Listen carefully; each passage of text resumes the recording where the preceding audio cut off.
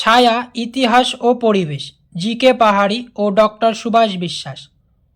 অধ্যায় 1, ইতিহাসের ধারণা। এই অধ্যায়ের অনুশীলনের প্রশ্নের উত্তরগুলি দেখে নাও।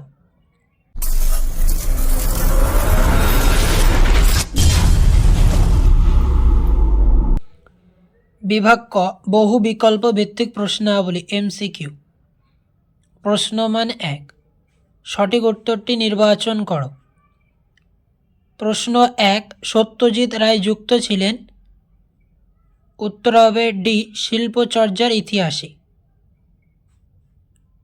প্রশ্ন 2, বিপিনচন্দ্র পাল লিখেছিলেন।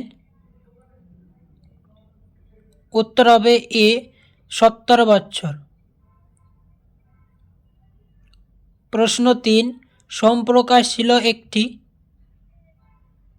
উত্তর হবে বি, সাপ্তাহিক পত্রিকা। বিভাগ খ, অতি সংক্ষিপ্ত প্রশ্নাবলী। প্রশ্নমান 1, এ একটি বাক্যে উত্তর দাও। প্রশ্ন 1, কলকাতার ঔপনিবেশিক স্থাপত্যগুলির যে কোনো একটি উল্লেখ করো। উত্তর হবে এশিয়াটিক সোসাইটি, কলকাতার একটি ঔপনিবেশিক স্থাপত্য। প্রশ্ন 2, সরকারি নথিপত্র কোথায় সংরক্ষণ করা হয়? এর উত্তর হবে মহাফেজখানায় সরকারি নথিপত্র সংরক্ষণ করা হয়। বি, ঠিক বা ভুল নির্ণয় করো। প্রশ্ন 1, নদিয়া কাহিনী গ্রন্থটি শহরের ইতিহাসের অন্তর্গত। উত্তর হবে মিথ্যা।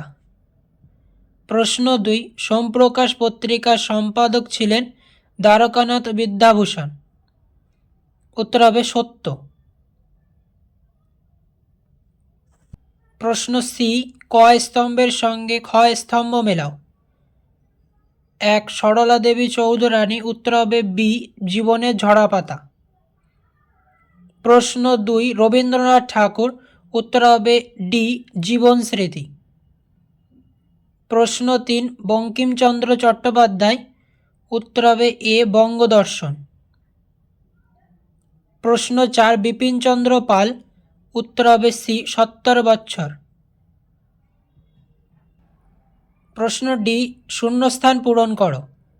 প্রশ্ন 1, a history of Hindu chemistry গ্রন্থের রচয়িতা হলেন ড্যাশ। শূন্যস্থানে বসবে আচার্য প্রফুল্লচন্দ্র রায়। প্রশ্ন 2, 1911 খ্রিস্টাব্দে ড্যাশ ক্লাব আইএফএ শিল্ড জেতে। শূন্যস্থানে বসবে মোহনবাগান। ই, নিম্নলিখিত বিবৃতিগুলির সঙ্গে সঠিক ব্যাখ্যাটি নির্বাচন করো। বিবৃতি, ব্রিটিশ শাসনকালে সরকারি গোয়েন্দা বিভাগ নিয়মিত প্রতিবেদন তৈরি করে তা সরকারকে জমা দিত। ব্যাখ্যা ক, এই প্রতিবেদনগুলি সাহায্যে সহজেই বিপ্লবীদের ধরা যেত। খ, এর সাহায্যে সরকারি শাসন ব্যবস্থা সহজ ও সাবলীল হতো। গ, প্রতিবেদনগুলি নানা সংবাদপত্রে ছাপা হতো। উত্তর হবে খ, এর সাহায্যে সরকারি শাসন ব্যবস্থা সহজ ও সাবলীল হতো। বিভাগ গ, সংক্ষিপ্ত প্রশ্নাবলী। মান 2, 2-3টি বাক্যে উত্তর দাও। প্রশ্ন 1, সামাজিক ইতিহাস কি? উত্তর হবে সামাজিক ইতিহাস হলো ইতিহাসের একটি শাখা যা সমাজের বিবর্তন এবং মানুষের দৈনন্দিন জীবন নিয়ে আলোচনা করে। এই ইতিহাস সাধারণ মানুষের জীবনযাত্রা, সামাজিক কাঠামো, প্রথা, সংস্কৃতি এবং বিভিন্ন সামাজিক আন্দোলনকে কেন্দ্র করে গড়ে ওঠে। এটিই হলো সামাজিক ইতিহাস। প্রশ্ন 2, ইতিহাসের উপাদান রূপে সংবাদপত্রের গুরুত্ব কী? এর উত্তর হবে সংবাদপত্র ইতিহাসের একটি অত্যন্ত গুরুত্বপূর্ণ উপাদান, কারণ এটি একটি নির্দিষ্ট সময়ের সামাজিক, রাজনৈতিক এবং অর্থনৈতিক অবস্থার সমসাময়িক বিবরণ প্রদান করে। এগুলি থেকে সেই সময়ের জনমত, সরকারের নীতি এবং বিভিন্ন ঘটনার তাৎক্ষণিক প্রতিক্রিয়া সম্পর্কে জানা যায়। প্রশ্ন 3, পরিবেশের ইতিহাসের গুরুত্ব কী? এর উত্তর হবে পরিবেশের ইতিহাস মানব সমাজের উপর প্রাকৃতিক পরিবেশের প্রভাব এবং মানুষ কীভাবে পরিবেশকে প্রভাবিত করেছে তা বুঝতে সাহায্য করে। এটি জলবায়ু পরিবর্তন, প্রাকৃতিক সম্পদের ব্যবহার এবং পরিবেশগত আন্দোলন সম্পর্কে ঐতিহাসিক প্রেক্ষাপট সরবরাহ করে, যা বর্তমান পরিবেশগত চ্যালেঞ্জগুলি বোঝার জন্য গুরুত্বপূর্ণ। প্রশ্ন 4, স্মৃতিকথা অথবা আত্মজীবনীকে কিভাবে আধুনিক ভারতের ইতিহাস চর্চার উপাদান রূপে ব্যবহার করা হয়?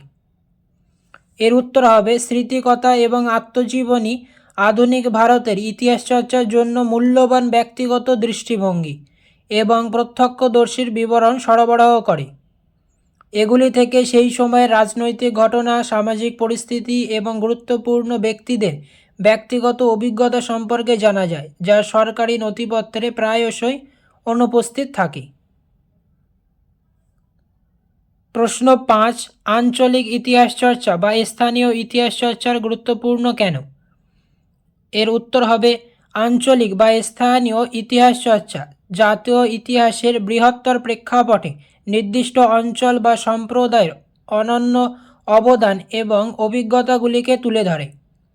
এটি প্রান্তিক মানুষের কণ্ঠস্বরকে সামনে আনে এবং জাতীয় ইতিহাসের ফাঁকগুলি পূরণ করে, সামগ্রিক ঐতিহাসিক জ্ঞানকে সমৃদ্ধ করে। আজকে এই পর্যন্ত, দেখা হচ্ছে অন্য একটি নতুন ভিডিওতে। যদি ভিডিওটি ভালো লেগে থাকে অবশ্যই লাইক এবং কমেন্ট করবে, আর এই ধরনের ইনফরমেটিভ ভিডিও পেতে অবশ্যই চ্যানেলটিকে সাবস্ক্রাইব করে পাশে থাকবে।